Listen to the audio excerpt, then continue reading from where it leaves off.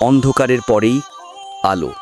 আজ তুমি যত অন্ধকারে আছো, মনে রেখো, সূর্য সবসময় রাত ভেদ করেই ওঠে। শোনো, জীবন কারো জন্যই সহজ না। বড় বড় সফল মানুষগুলো একদিন ছিল একেবারে শূন্য।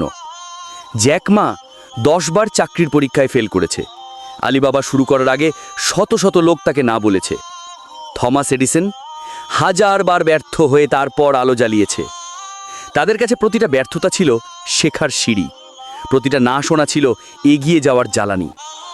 আজ যদি তুমি কষ্টে থাকো, যদি তুমি একা মনে করো, মনে রেখো, এই অন্ধকারই তোমার আলো আসার ইঙ্গিত। কারণ কোনো রাত চিরদিন থাকে না। সকালের সূর্য সব অন্ধকার ভেদ করে ওঠেই।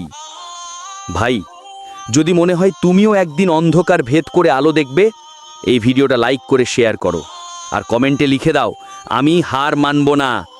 ইনশাআল্লাহ।